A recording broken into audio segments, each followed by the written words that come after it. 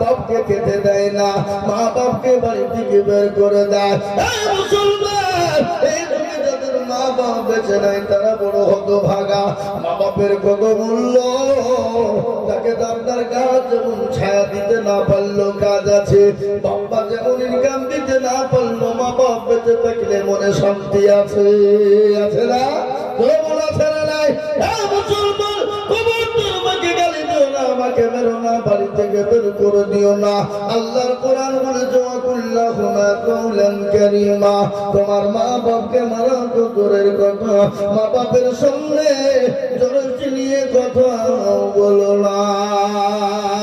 এ মুসলমান গো, মা বড় দরদের জিনিস। আজকে তোমাকে আমাকে দুনিয়ার জমিনে আনতে গিয়ে মা রাত্রিতে ঘুমাইতে পারে না, মা খেতে পারে না।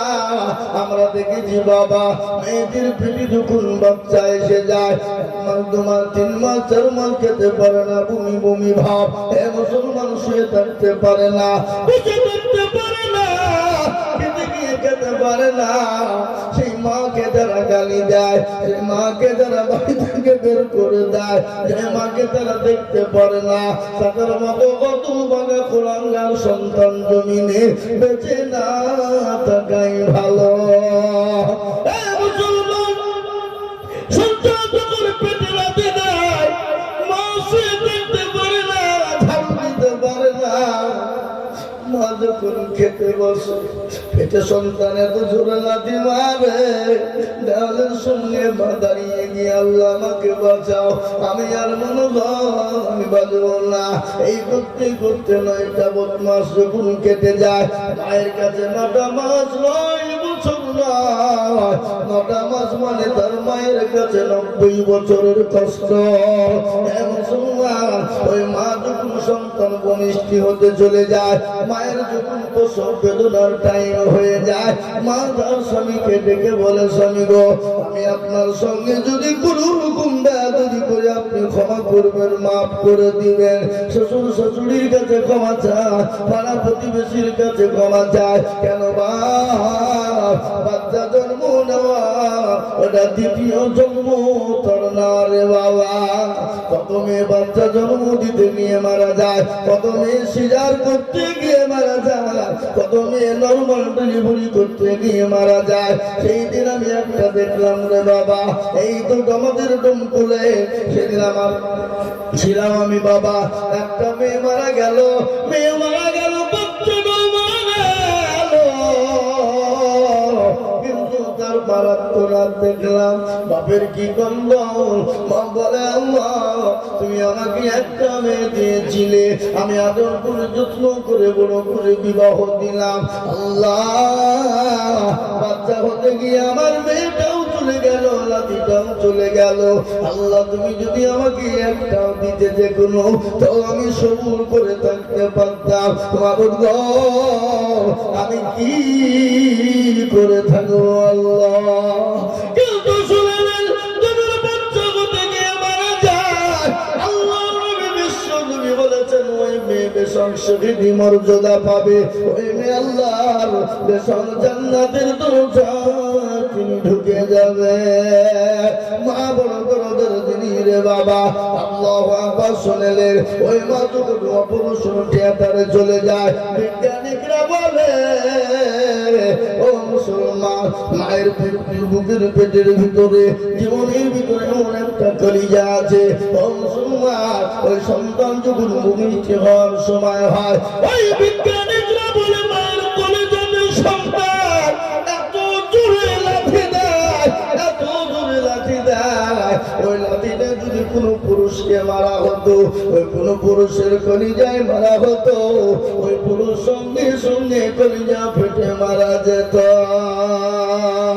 মায়ের কলিজাতে সন্তান যখন লাথি দেয়, রক্তের ভূমিখানি ছুটে যায়, কেজি কেজি তাদের তারা তারা তারা রক্ত ঝরে যায়। ও মুসলমান, বিজ্ঞানীরা বলে ওরকম রক্ত যদি কোনো পুরুষের শরীর থেকে সরে যায়, মানে পুরুষ পুরুষ রক্ত সব হয়ে মারা যেতে পারে।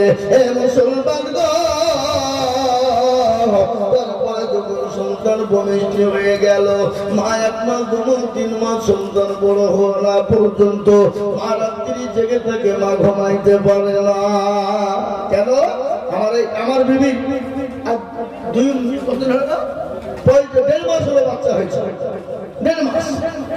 আমি তো জলসা করে রাতে বাড়ি যাই, রাত্রি 12টা, 1টা, 2টো, 3টে পর্যন্ত আমি বাড়ি ঢুকি। বাড়িতে গিয়ে দেখছি ছেলেকে কোলে করে নিয়ে আদর করে, ছেলেকে কোলে করে নিয়ে রাত্রি 12টা, 1টা, 2টোর সময় আদর করে। ছেলে ঘুমায় না, মা ঘুমায় না, ছেলে কাঁদে, মা তাড়াতাড়ি কোলে তুলে নিয়ে বুকের দুধ পান করা। আমি রাত্রি 12টা, 1টা, 2টোর সময় যখন বাড়ি যাই, আমি বাড়িতে গিয়ে ডাক দিয়ে বলি, অমুকের মা চোখ হলো? বলে হাসতেছি, দরজা খুলছি।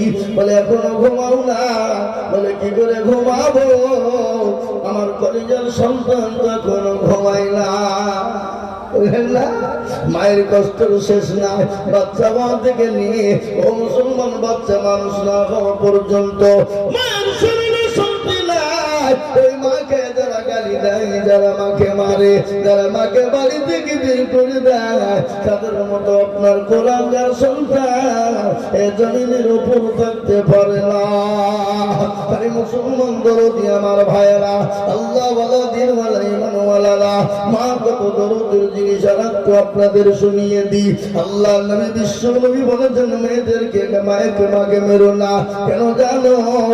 মা বড় আদরের জিনিস। মা যদি একটা বার তোমার জন্য বদুয়া করে দেয়, তুমি তো জাহান্নামে চলে যাবে। তুমি যতই নামাজ পড়ো, রোজা করো, কলমা পড়ো, জিকির করো, তাসবিহ করো, মাকে যদি গালি দাও, মাকে যদি তুমি মারো, তোমার জন্য জাহান্নামটা ওয়াজিব হয়ে যাবে। আজকে অনেকে আছে না, মাকে গালি দেয়, মাকে মারে, মায়ের পাতে ভাত বলে না, আবার মসজিদে যে সুবহানাল্লাহ সুবহানাল্লাহ করে। আল্লাহ বলছে একবার মরে দেয়, তোর হুলকে মেরে মঞ্জান ভেঙে দিব। তোর বলে ঠিক না, বেটে করে কোনো কথা নাই ভাই। মায়ের দোয়াই সন্তান আল্লাহর ওলি হয়ে যায়। মায়ের দোয়াই সন্তান আল্লাহর ওলি হয়। কিরকম আল্লাহর ওলি শুনলেন? একদিন বাইজিদ বুস্তামি রহমাতুল্লাহ আলাইহির একটা ঘটনা মনে হয়ে গেল। গভীর রজনী, বাইজি শুয়ে আছে, মা শুয়ে আছে, ঈর্ষা লেগেছে, পিপাসা লেগেছে। মা ডাক দিয়ে বলে, বেটা বাইজি একটু পানি দে, একটু পানি দে রে বাবা, আমার পিপাসা লেগেছে, আমার নলিটা মতনে শুকিয়ে গেছে বাবা। ছোট ছেলে বাইজি আগামী করে উঠে দিচ্ছে, বাড়িতে পানি নাই। পানি কোথায় পাবে, কোন জায়গা থেকে পানি আনবে? অনেক দূর পানি আনতে চলে গেলেন। পানি আনতে যাওয়ার পরে পানি নিয়ে এসে মায়ের কাছে এসে দেখছে মা ঘুমিয়ে গেছে। বাইজির গিলাসে পানি নিয়ে দাঁড়িয়ে রয়েছে। মা কিন্তু পানি, মা কিন্তু ঘুমায়। বাইজি কিন্তু মাকে ডাক দেয় না। মা ঘুমিয়ে আছে, তা ঘুমিয়ে থাক, আমার যখন চেতন পাবে পানি চাইবে। বাইজিদের মা ঘুমিয়ে রয়েছে। ফজরের আযান হয়ে গেল। আসসালাতু খায়রুম মিনান নাওম। এর মানে কি? তোমাদের নামাজের থেকে ঘুম উত্তম নাকি? ঘুমের থেকে নামাজ উত্তম। কিন্তু আমাদের সমাজ, আমাদের মুসলমানেরা বেলা 8টা 10টা পর্যন্ত ঘুমায়, ফজরের নামাজ পড়ে না। পড়ে গেল কথা। ফজরের নামাজ যদি কেউ না পড়ে, আল্লাহ তার চেহারা থেকে নূরকে তুলে নিবে, তার চেহারা খারাপ হয়ে যাবে। মুসলমান আজকে বেলা রাত্রি 1টা 2টো পর্যন্ত আমরা থাকি, মোবাইল চালাই, কিন্তু নামাজের আপনার আজানের টাইম হয় তখন ঘুমের আরো জোর চলে না, চলে না, ধরে বলো। মুসলমান জীবনের কোনো মূল্য নাই, কখন চলে যাবা। নামাজ পড়ো রে যুবক, নামাজ কবে পড়বা, কখন নামাজ তুমি শুরু করবা? বিশ্বাসের বিশ্বাস নাই, চোখ দুটো যদি বন্ধ হয়ে যায়। কেমন করে ঘুমাও তুমি ফজর করে কাজা, কেমন করে ঘুমাও তুমি ফজর করে কাজা। এমন তো হতে পারে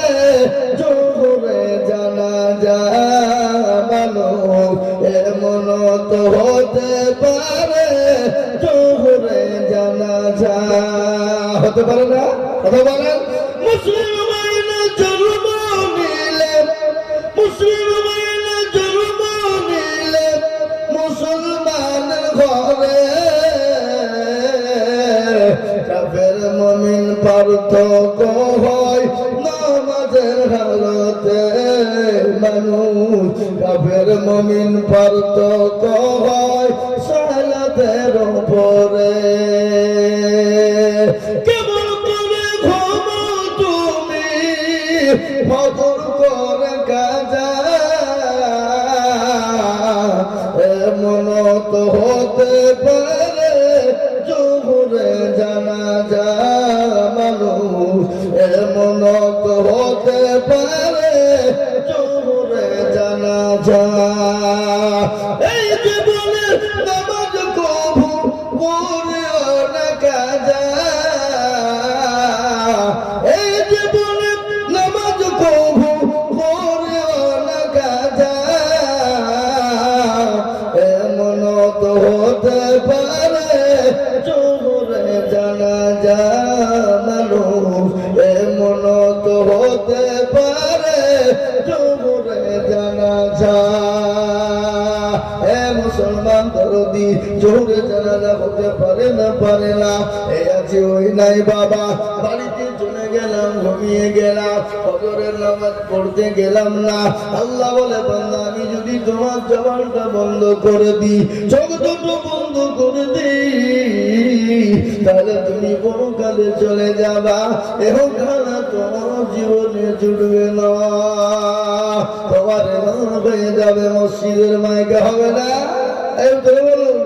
চোখের পলকে তুমি হতে পারো লাশ, হতে পারো না? কথা বলে এই আছে এই আছে ওই এক্ষুনি ছেলেরা ছিল রে, এই গল্প শোনো, এইক্ষুনি চা খানো, চায়ের দোকানে বসে শোনো, এই ছিল আশ্চর্য ব্যাপার। এটা আশ্চর্য নয়, কি বুঝছেন আপনারা বলুন? এটা আশ্চর্য হতে পারে?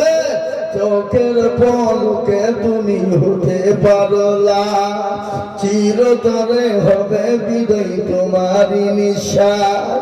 তোমার নাম হবে মসজিদের মায়েকে, বাড়িওয়ালা নাই রে বাড়ি নাই রে দুনিয়াতে, বাড়িওয়ালা নাই রে বাড়ি নাই রে দুনিয়াতে। এত সুন্দর বাড়ি, এত সুন্দর গাড়ি, এত সুন্দর সম্পদ, মানে আমার ভাই, আমার তুমি, আমার বাচ্চা, আমার ও যুবক, আমার ভাইরা মুরব্বীরা শুনেলেন, এই গাড়ি বাড়ি টাকা পয়সা সম্পদ রে বাবা, না না না, আগে ঠিকান চলে যাবে। কখন আছে কখন চলে যাবে, জীবনের কোনো মূল্য নেই, জীবনের কোনো দাম নাই। এ মুসলমান দরদি, আমরা আপনারা চলে যাব, যাওয়ার পর আর একটা জায়গা আছে পরকাল, সে জায়গায় না অনন্তকাল থাকতে হবে, যে জায়গার নাম কিন্তু শেষ হবে না। কিন্তু তার আগে বিশ্ব নবী দয়াল নবী রাহমাতুল্লিল আলামিন বললেন, ও মুসলমান শোনো, কবর বড় কঠিন, তার আগে কবর বড় ভয়ঙ্কর ভয়ানক। কবর এত কঠিন রে বাবা, আল্লাহ নবীর বিবি মা খাদিজাতুল কুবরার কথা মনে হয়ে গেল। আল্লাহ নবীর বিবি মা খাদিজার কথা মনে হয়ে গেল। নবীজি একদিন দুদিন তিন দিন পরে বাড়িতে গেলেন, বলে মোহাম্মদ দেওয়ার পরে বাড়িতে গিয়ে বিবি খাদিজাকে বললেন, খাদিজা কেমন আছো? খাদিজার চেহারা দিকে নবীজি তাকিয়ে দেখলেন, হযরতে মা খাদিজার চোখ বড় পানি। রাসূলুল্লাহ বলেন, খাদিজা গো, তোমার মনটা খারাপ কেন, চোখে কেন পানি, তোমার শাড়ি কেন ছিঁড়ে গেছে, এই জন্য তুমি নাকি কান্না করো?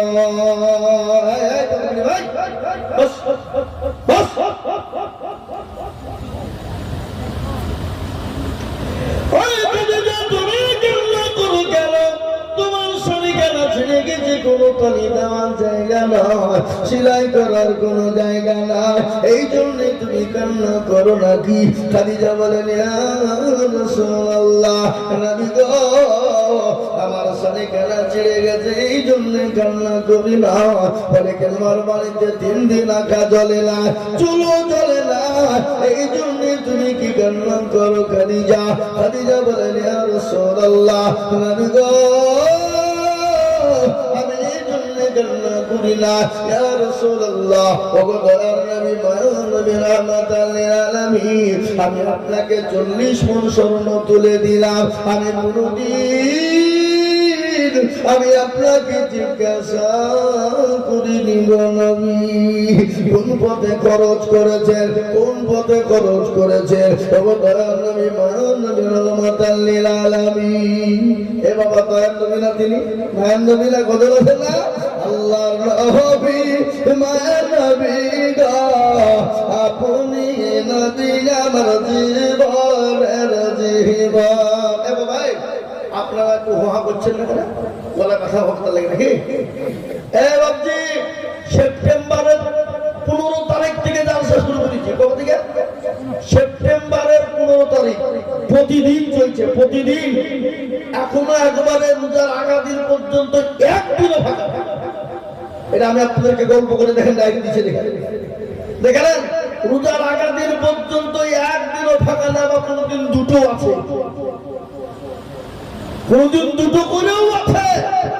এই নভেম্বর মাস আসছে, 48টা জালসা আছে, ডবল ডবল।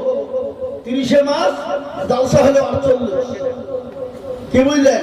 ডিসেম্বরে 40টা জালসা আছে, 30 মাস। সারা পশ্চিম বাংলা নয়, আসাম, ত্রিপুরা, মেঘালয়, বিহার, ঝাড়খণ্ড, পশ্চিম বাংলায় সব প্রান্তে আছে। বা প্রতিদিন যদি 2 ঘন্টা করে বকি, মোটামুটি জালসা আছে প্রায় 270 থেকে 80 প্রোগ্রাম আছে।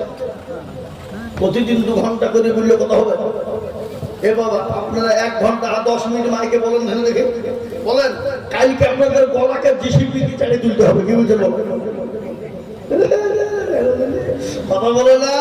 আল্লাহ নবী, মায়ার নবী গো, আপনি নবী আমার জীবনের জীবন,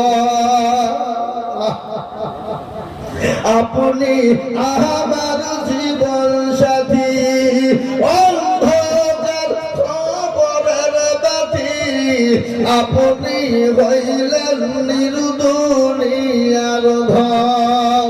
আল্লাহ নবী, মায়ার নবী গো, আপনি নবী আমার জীবনের জীবন, রাহমাতাল লিল আলামিন, আপনি উম্মতের জামিন, আপনি হইলেন গুনাহগার উম্মতের আপনজন।